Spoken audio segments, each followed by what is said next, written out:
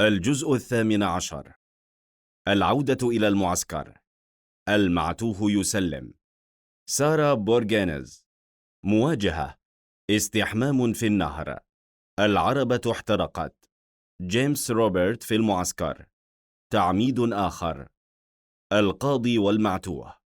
عندما خرجوا من معسكر هنوديوما كان ما يزال هناك بعض ظلام الصباح الباكر، وتسابقت أبراج السرطان والعذراء والأسد في دائرة البروج في الليل الجنوبي، وتوهجت مجموعة نجوم ذات الكرسي المتألقة إلى الشمال كتوقيع ساحرة على وجه السماء الأسود. لقد توصلوا في مفاوضات الليل الطويل إلى تفاهم مع يوما، متآمرين للاستيلاء على المعدية. امتطوا خيولهم باتجاه أعلى النهر بين الأشجار المبقعة بمخلفات الفيضان، متحدثين فيما بينهم بهدوء كرجال عائدين في وقت متأخر من مناسبة اجتماعية، من حفل زفاف أو جنازة ميت. عند ظهور ضوء النهار اكتشفت النساء على التقاطع المعتوه في قفصه، فاجتمعن حوله، ومن الواضح أنهن لم يكن مرعوبات من العري والقذارة اللتين كان فيهما.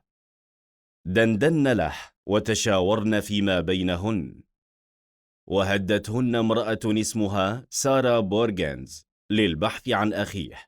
كانت امرأة ضخمة ذات وجه أحمر كبير، وكان انطباعها عنه أنه مستهتر، وقالت: ما اسمك على أي حال؟ كلويس بيل سيدتي. ما اسمه هو؟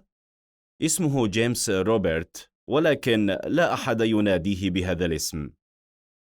إذا رأته أمك ماذا تظن أنها تقول؟ لا أعلم، لقد ماتت. ألا تشعر بالخجل؟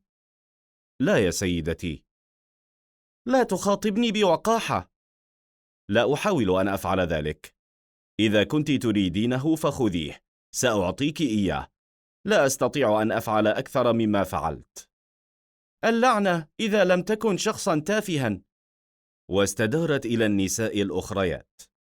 ساعدنني جميعكن. علينا أن نحممه ونلبسه بعض الملابس، فلتسرع إحداكن وتحضر صابونا. سيدتي، قال القيم عليه. فلتأخذنه جميعكن إلى النهر.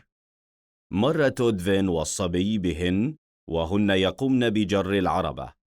تنحيا عن الطريق وراقبهن وهن مارات.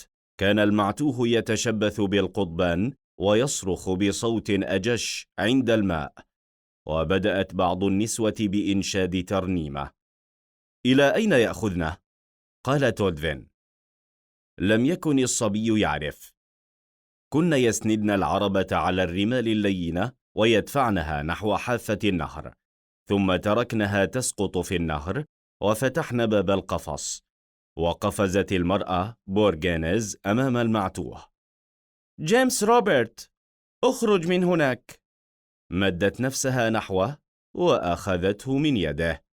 حدق إلى الماء من ورائها، ثم حاول الوصول إليها. خرجت تنهيدة من المرأة، وسحبت عدة نساء تنانيرهن وثبتنها تحت رباط الخصر، ووقفن في النهاية ليتسلمنه. سلمته وهو يتعلق برقبتها. عندما لمست قدماه الأرض استدار نحو الماء. تلوثت المرأة بالبراز، ولكن يبدو أنها لم تلاحظ ذلك، ونظرت خلفها إلى أولئك على ضفة النهر، وقالت: أحرقوا ذلك الشيء. ذهبت إحداهن إلى النار لإحضار جمرة، وبينما كن يدخلن جيمس روبرت في الماء كان القفص قد اشتعل وبدأ يحترق. تشبث بتنانيرهن وأمسكهن بيد ذات مخالب وهو يثرثر ولعابه يسيل، فقلنا: لقد رأى نفسه في الماء. شو، تخيلوا هذا الطفل محبوسا مثل حيوان ضار. فرقعت ألسنة اللهب المتصاعدة من العربة المحترقة في الهواء الجاف، ويبدو أن تلك الضجة قد أثارت انتباه المعتوه، لأنه أدار عينيه الباردتين نحوها، فقلنا: إنه يميز. ووافقن جميعهن. خرجت المرأة بورغانيز من الماء بصعوبة، وقد انتفخ فستانها كالبالون حولها، وأخذت المعتوه إلى مكان أعمق في الماء، ثم دارت به كالدوامة حولها. بدا كإنسان ناضج بين ذراعيها القويتين الكبيرتين. حملته إلى الأعلى ودندنت له، وطاف شعرها الباهت فوق سطح الماء. رآه رفاقه السابقون في تلك الليلة أمام نار المهاجرين بملابس من الصوف الخشن المحبوك، ودارت رقبته النحيلة بحذر داخل قبة القميص الأكبر من اللازم، وقد وضعن على شعره زيتا ومشطنه بشكل منبسط على جمجمته حيث بدا كأنه مرسوم عليها، وأحضرن له حلويات، ثم جلس ولعابه يسيل مراقبا النار. وكان موضع إعجابهن الشديد. في الظلام جرى النهر، وارتفع قمرا بألوان الأسماك فوق الصحراء شرقا، وأجلس ظلالها بجانبها في الضوء الباهت.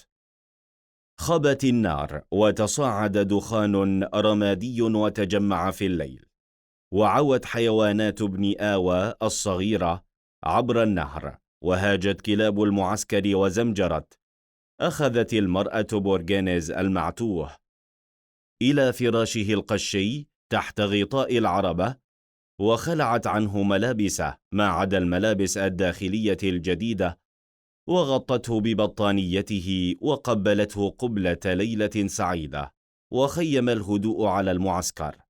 عندما عبر المعتوه الأرض المنبسطة الزرقاء الدخانية، كان عاريا مرة أخرى، ومشى بتثاقل بجانب النار مثل حيوان كسلان طائش على الأرض. توقف قليلا واختبر الهواء، ثم تابع جارا قدميه. ذهب بعيدا عن المرسى، ومشى متعثرا خلال أشجار الصفصاف، وهو يئن ويدفع بذراعيه النحيلتين الأشياء في الليل. ثم وقف على الشاطئ وحده. صاح بصوت أجش منخفض، وخرج صوته منه كهدية مطلوبة، إذ لم يرجع صدى له. نزل إلى الماء، وقبل أن يصل ماء النهر إلى مستوى خصره فقد توازنه وغاب عن النظر. كان القاضي مارا في جولته بعد منتصف الليل بجانب ذلك المكان بالضبط، وهو عار تماما. هذه المصادفات شائعة أكثر مما يتوقع البشر، وإلا من سينجو من أي عبور في الليل؟ ودخل إلى النهر وأمسك بالمعتوه الغارق، ونشله إلى الأعلى من كعبيه كما تفعل قابلة ضخمة، ثم صفعه على ظهره ليخرج الماء. كان مشهد ولادة أو تعميد أو طقسا دينيا لم يدشن في أي شريعة بعد. عصر الماء من شعره، وضم المعتوه العاري الذي ينشج بين ذراعيه، وحمله إلى المعسكر، وأعاده بين رفاقه.